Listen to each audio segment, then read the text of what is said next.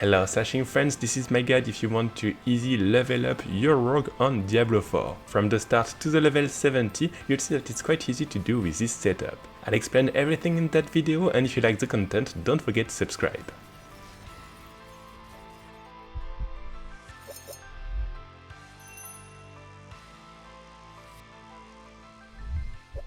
Before starting this video, a few words on how this guide works. The first thing is that it will not be impacted by the patch 1.4, it will just make this leveling even easier. Then, I'm in the worst case scenario, meaning my stuff is not very good at all, and I also didn't have any seasonal buff, meaning that when you do your leveling, it will be much faster, and you see that you won't have any issue leveling your rogue.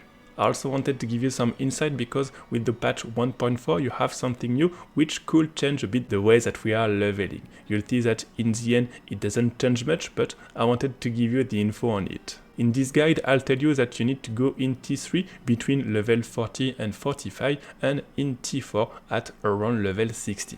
Because the idea is that you want to equip ancestral items at level 60 and sacred items at level 45. Now you'll be able to equip sacred items at level 35 and ancestral items at level 55. The thing is that the difficulty of the capstone dungeons has not been changed, and if you're level 35 and that you go in the dungeon level 50, it will be hard to do it. So you should still stay at this level around 40-45 for the T3 and around 60 for the T4. Of course, if you can do better, you can try it, but make sure to not lose too much time, for example dying in the dungeon or not being able to kill the boss of it. I'll start this guide by the first levels, and I wanted to show you the skill tree. The thing is that you want to get this spell in order to have some movement speed, but also some resistances to all elements. It's not mandatory, but this one is quite cool. Then you want to have 5 points in Twisted Blade and this one for the Twisting Blade in order to daze your enemies. 1 point here, 1 point here for the mobility, and then you'll start putting some points in the poison trap. You also want increased damage to enemies affected by your poison trap, and you also want to unlock the poison imbuement.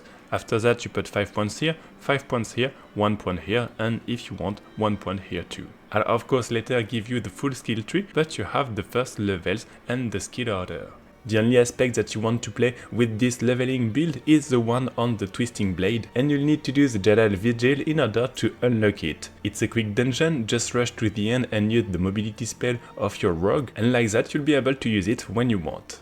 It doesn't matter too much when you do it, just make sure to do it when you need it, and you can also do it in tier 1 in order to be faster. Before entering the dungeon, I wanted to show you my stuff, which is not very great. The only thing that you must be very careful is the aspect on your weapon, as I mentioned at the beginning of the video. So if possible, put it on your two-handed weapons, and you want to imprint this one. Otherwise, just get the stuff that you can have, it doesn't matter too much. For the specialization, you want to get combo points. You can do your quest whenever you want. It also doesn't matter too much, but the thing is that if you do it at the beginning, you'll have the combo points to help you. On my Twisting Blade, I have 100% damage, so it's quite cool to have it. I'll now show you some gameplay in order to unlock the tier 3 difficulty, and you'll want to go in that dungeon between the level 40 and 45. I was a bit delayed because I forgot to do my specialization quest, but you can go between 40 and 45. 40 is a bit too early and 45 is a bit too late, but the idea is that you want absolutely to be at level 45 in tier 3 in order to equip sacred items. For the gameplay, you use your ultimate in order to pack your enemies. Your character is quite tanky even with my current gear, so make sure to do a big aggro, and then you can kill them with Twisting Blade and Poison Trap, and just make sure to use your implement on your Twisting Blade and not with your dash. Otherwise, for the bosses it's the same. Use your basic attack in order to get your resistances, and when you have enough energy, use your Twisting Blade. And when they're available, once you have your Poison Trap and your Poison Imbuement, just use them. Once again, make sure to use your Poison Imbuement with your Twisting Blade. Once the dungeon is finished, you want to go in tier 3 and to get full equipped with sacred items. You'll grind the level 60 and get in the next dungeon in order to unlock the T4. I just resetted my skill in order for you to see which is the leveling path. So you want to get this one and this one for the resistances, 5 points with the daze effect just here, and you want to have your mobility spell. You can also get this one in the meantime if you want. Then you want to get 1 point here, 1 point here, and 1 point here, you unlock this one, and then you put 4 points just here and 2 more points just here. You'll unlock your ultimate, you want to get this one and this one, put 2 points here, 1 point here, and 1 point for the critical strike damage. You go back here, 3 points just here, and with that you'll have unlocked your K passive, so you get the momentum and you also get 3 points just here. Then you want 3 points here, 3 points here, and 3 points here, and finally you want 3 points here with 1 point here. Make sure to take this one in order for it to work. Lastly, you have 3 points here which are interesting. You can put a bit of movement speed, and you can also consider this one to finish the skill tree setup. Now that we are around level 60, you want to get in the capstone in order to unlock the difficulty T4. I wanted to show you my gear. Just make sure to imprint once again Twisting Blade on your two-handed weapons, and otherwise nothing fancy. Just make sure to have everything in Sacred. I'll now show you the gameplay, and there's a few things that you need to know. The first one is that in this capstone dungeon, the enemy will hit a bit hard. You have two things which will help you to handle them. The first one is the knockback. You'll see that they'll often be knocked down, and it will be easy for you to kill them. Also, you have plenty of DPS, and it will be quite fast to kill them. Just make sure to not rush it and to use your poison in order to do the dungeon. Once you reach the boss, this one will be a bit tricky, especially if you have the same gear that I have, but you'll see that you can manage. The only thing that you must be very careful at is the summoning of its minions. They do plenty of damage, but they are very easy to kill. That's why you want to keep your ultimate in order to clean the enemies. You can also use the imbuement on your dash in order to apply the poison to them and kill them in a few seconds. Otherwise, use your imbuement on your Twisting Blade in order to kill the boss. Once it's done, you'll be able to go in T4, get your ancestral gear, and start making your build.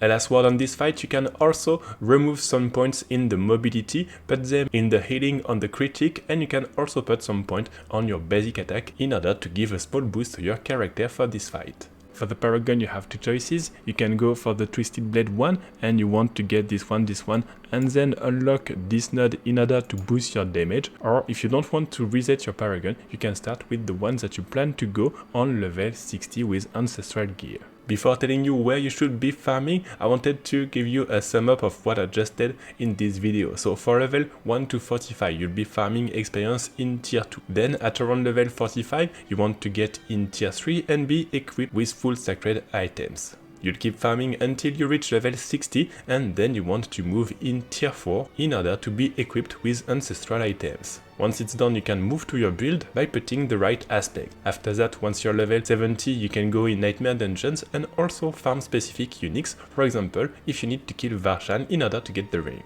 So the big question is where you should be farming. With the new patch, you'll be able to have plenty of experience in every difficulty mode, meaning that you can go there in tier 1 and tier 2. The new hell ties will be very interesting, and you can also still consider the channel if you're playing in solo, or the champion if this time you are in party with 3 players. The layout is very interesting and will give you a crazy boost of experience if you are playing with friends. Don't forget to always do the world boss when they appear, and you can also consider Legion or seasonal events if they are interesting. Don't forget that you should not be doing other dungeon, and for the nightmare dungeon to go there once you are level 70.